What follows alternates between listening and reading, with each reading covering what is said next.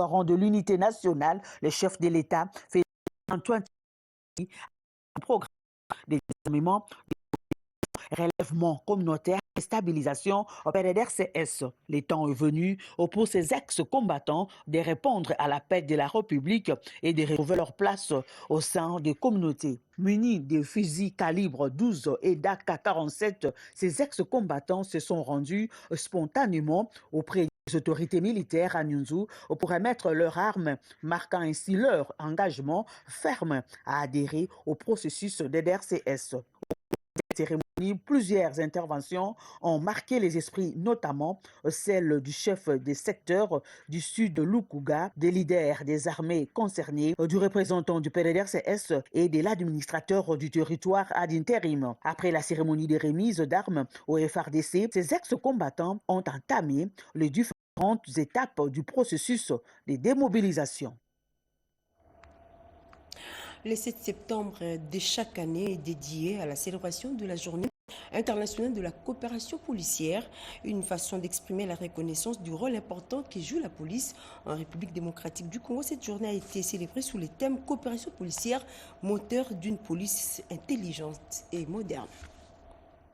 Le monde entier célèbre ce mardi 9 septembre la journée internationale de la démocratique du Congo. C'est le vice-premier ministre, ministre en charge de la fonction publique, Jean-Pierre Liaou, qui a lancé les activités à Kinshasa au nom de son collègue de l'Intérieur, Jacques Chabani. Placé sous le thème coopération policière, moteur d'une police intelligente et moderne, cette journée vise à promouvoir une collaboration renforcée entre les forces de l'ordre. Aucune police ne peut prétendre triompher seule. À ce sujet, je voudrais d'ailleurs, au-delà de cette coopération internationale, rendre un hommage appuyé à nos vaillants policiers qui veillent chaque jour sur notre sécurité. Alors que notre pays traverse une des périodes les plus tumultueuses sur le plan sécuritaire, je tiens à saluer avec déférence le leadership éclairé de son Excellence Monsieur le Président de la République, le chef de l'État, qui œuvre sans relâche grâce aux réformes courageuses conduites par le VPM de l'Intérieur pour une police moderne. De son côté, le commissaire général divisionnaire Benjamin Alonga-Boni a réaffirmé son engagement pour une police moderne, professionnelle et ouverte à tous. Notre conviction de la police nationale congolaise est que seuls les défis sécuritaires contemporains, la coopération avec nos partenaires internationaux, ainsi que la coopération bilatérale, constituent pour renforcer nos capacités et assurer une protection globale de l'ensemble de notre territoire. Le vice-premier ministre Jean-Pierre Liaou a visité plusieurs stands pour découvrir les réalisations de la police nationale congolaise, de la MONUSCO ainsi que d'autres partenaires impliqués dans la réforme de la police nationale congolaise. C'est depuis ce mardi 9 septembre que se tient l'atelier sur l'appropriation du logiciel de recette. Question de permettre aux participants de fuiter leurs connaissances afin de mener à bien leur mission sur le terrain.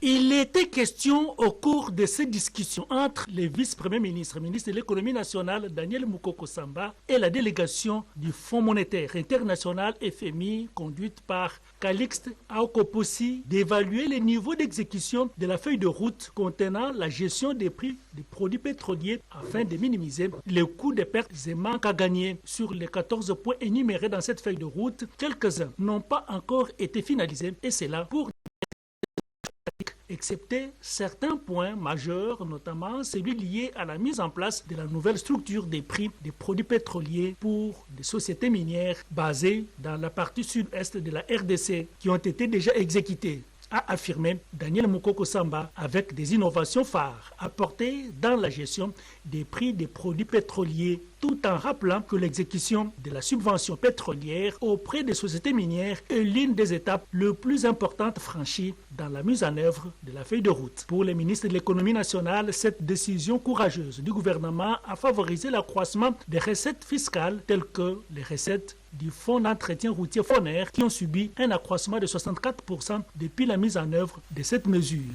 et les droits des fiscs qui qui est passé de 4 à 63 milliards de francs congolais pour le mois d'août. Le FMI, qui est en mission technique de préparation de la mission de revue, a salué ces résultats encourageants. Cette mission consiste essentiellement à rassembler les informations nécessaires pour la prochaine mission de revue proprement dite. Je dirais que ça évolue dans le bon sens. Abordant la problématique de la paye, des pertes et manques à gagner, Daniel Mukoko Samba a confirmé que l'exercice 2024 a été certifié et toutes les sociétés pétrolières ont été payées, à l'exception de quelques petites sociétés nationales obligées à compléter le document de régularité exigé par le ministère des Hydrocarbures.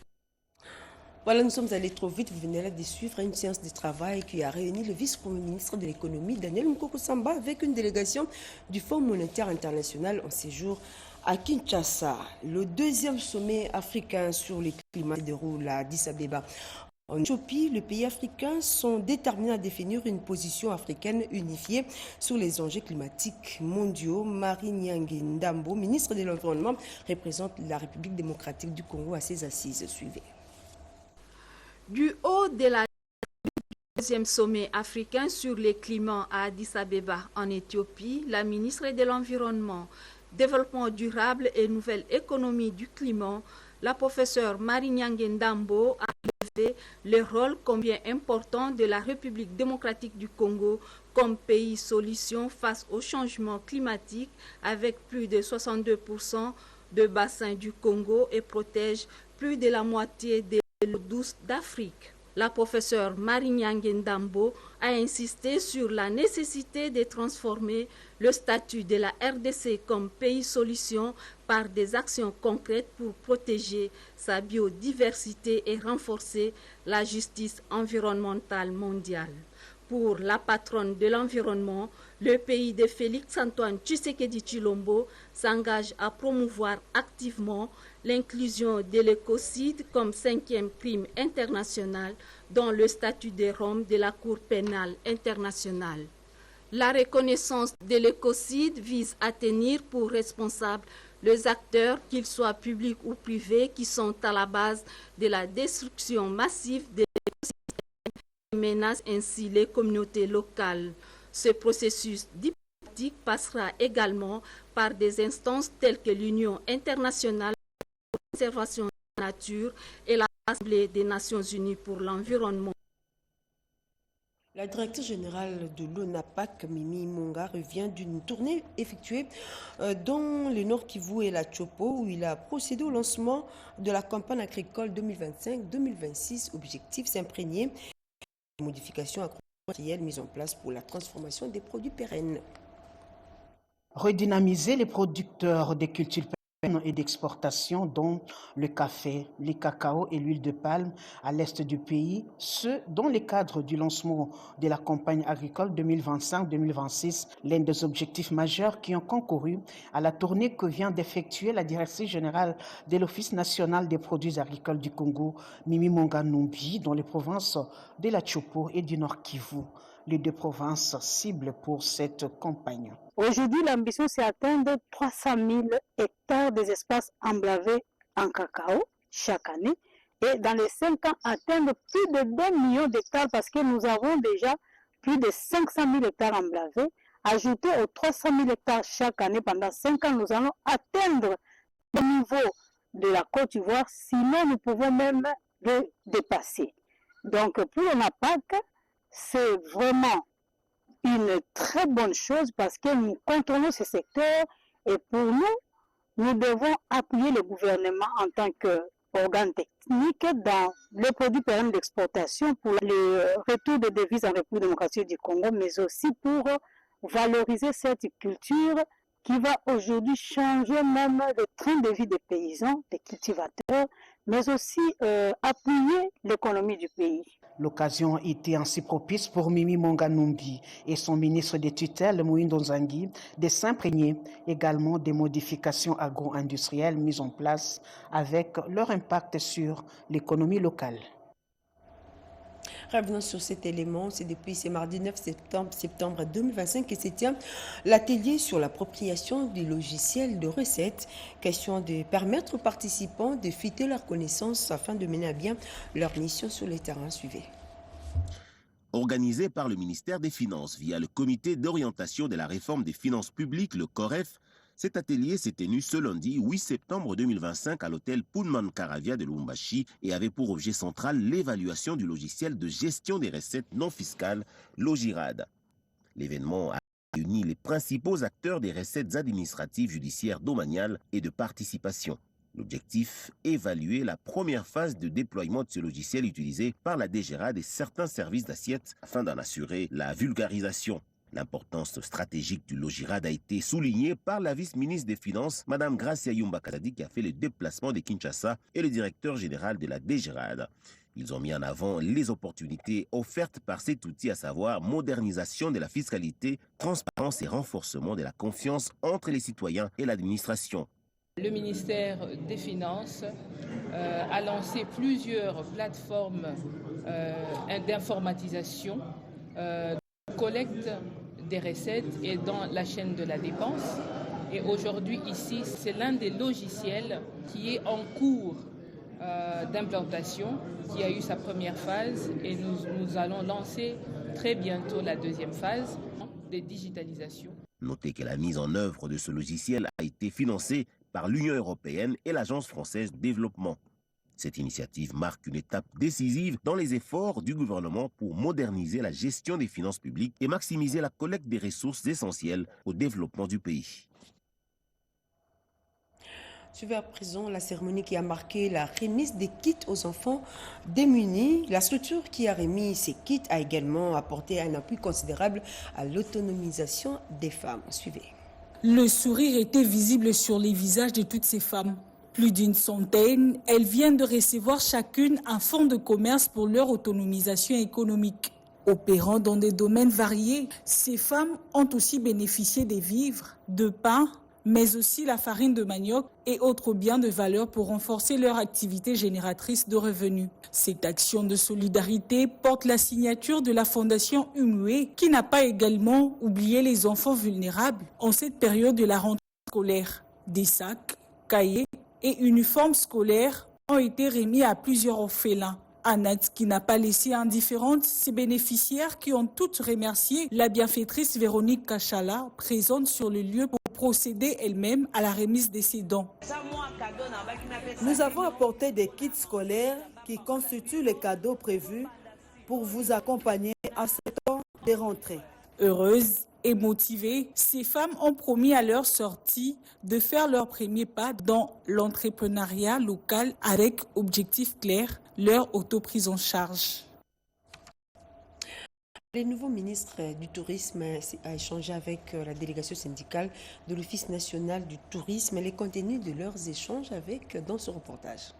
Les préoccupations majeures du personnel de l'Office national du tourisme, ONT, dont le moyen financier devant permettre le développement harmonieux du secteur du tourisme en RDC et l'amélioration du barème salarial des cadres et agents de cet établissement public, ont été exposés au ministre de la tutelle, Maître Didier Mazenga Moukandjou, par une délégation syndicale de cet établissement public conduite par son président Anissé Dédé Ngala. Les préoccupations profondes et majeures sont tournées autour du développement d'abord du secteur du tourisme. Il y a l'enjeu travail et salaire, et que les salaires dépendent de la production. Nous étions également flattés par l'esprit d'ouverture du ministre autour de toutes ces questions surtout, parce que peut-être qu'on l'aurait vu de loin comme un monstre froid et distant et impersonnel, mais en l'approchant, c'était des entretiens fertiles et nous espérons qu'avec son leadership à la tête du ministère, les choses iront de mieux. Pour sa part, le numéro 1 du tourisme en République démocratique du Congo, Maître Didier Mazenga Moukandjou, qui connaît mieux ses ministères qu'il a déjà dirigés et qui revient pour la deuxième fois après un mandat d'une année passé à l'intégration régionale, a rassuré ses interlocuteurs de sa disponibilité permanente d'œuvrer en étroite collaboration avec tous les établissements et structures placées sous sa tutelle afin de matérialiser ensemble et en synergie le programme du gouvernement Sominois 2 conformément à la vision du président de la République Félix Antoine Tshisekedi Tshilombo, celle de faire de la République démocratique du Congo une destination touristique sûre et attrayante. Autre rencontre dans un cadre politique, effectivement, c'est celle qui a réuni le secrétaire permanent de l'Union sacrée de la Nation avec le ministre délégué de la Défense. La signature de la charte et du règlement intérieur de l'Union sacrée de la Nation adoptée à l'unanimité au 2e congrès extraordinaire de l'Union sacrée attire les personnalités politiques au siège du secrétaire permanent de l'Union sacrée de la Nation. Ce mardi 9 septembre 2025, le ministre délégué près le ministre de la Défense, Eliezer Ntambwe, est venu aussi à poser sa signature sur ces documents essentiels pour l'Union sacrée de la Nation. Cet acte symbolique vise à renforcer la cohésion et la discipline au sein de la plateforme présidentielle.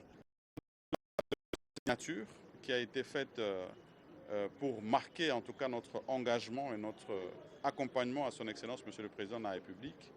Nous avons aussi signé justement cet acte de loyauté et d'engagement. Nous réaffirmons ici justement cet engagement vis-à-vis de la haute autorité. Nous estimons nécessaire que quand on est dans une vision, on doit s'engager et s'engager totalement. Voilà pourquoi aujourd'hui les capables membres de l'ACER est venu signer la charte et le règlement intérieur. Non, mais le président de la République doit compter sur notre loyauté, sur notre soutien et sur notre disponibilité à travailler pour l'intérêt général et puis à mettre en œuvre tout ce qu'il a comme vision pour le peuple congolais. D'autres figures de proue de la scène politique congolaise comme Gabriel Moka, l'ancien ministre Adel Kaïnda, ont également répondu à l'appel du secrétaire permanent de signer la charte et le règlement intérieur. Basile Olongo, figure respectée, exprime lui aussi son soutien aux initiatives du président de la République Félix-Antoine Tshisekedi Tshilombo. Le secrétaire permanent de l'Union sacrée de la Nation,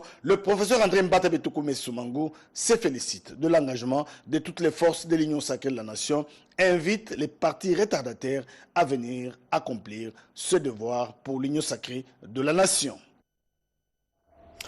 Et enfin, face aux problèmes qui se posent pour desservir la population en eau potable de manière régulière, le directeur général de la Régie des eaux a effectué une visite dans la commune de Lingwala. Question de s'enquérir de la situation. Suivez. Quelques jours après leur passage dans la commune de Kassafoubou pour répondre aux attentes de leurs clients, la délégation des autorités de la Régie des USA s'est rendue dans quelques parcelles. Les habitants de l'avenue Bouta, au quartier de Kolé, à Lingwala. Cette délégation en a profité pour écouter, recueillir les doléances, échanger avec les abonnés et surtout évaluer la situation de la desserte en eau potable dans ce la ville. Ajouter à cela le contrôle des fonctionnements et la vérification des compteurs d'eau. Les abonnés de la Régie des USA ont été appelés à s'acquitter régulièrement de leurs factures des consommations d'eau en toute simplicité. L'air mobile en composant étoile 40 20 dièse ou les sites web de la Régie des USA. Cette descente a permis aux autorités de la Régie des USA de palper la réalité sur le terrain et de constater les conditions de travail des agents et cadres. L'agence de la Régie des eaux Lingwala, lors des échanges directs entre les autorités de la Régie des USA et les personnels de cette entité, les discussions ont porté notamment sur l'amélioration des services rendus aux abonnés. À l'issue de leur journée d'itinérance à Lingwala, les autorités de la Régie des USA ont annoncé leur intention de se rendre un peu partout pour continuer à mobiliser leurs équipes en vue de travailler ensemble pour un objectif commun, celui de garantir l'accès de tous à l'eau potable. Pour l'heure, d'autres projets de réhabilitation et de construction d'infrastructures sont en cours d'exécution sur l'ensemble du territoire national. La Régie des eaux reste par ailleurs déterminée à assurer un accès de tous à l'eau potable en République démocratique du Congo. Et voilà qui met fin à cette édition des 7h. Merci de votre sympathique attention. Merci à toute l'équipe technique. À 13h, prenez rendez-vous avec Erediski. Tout au revoir.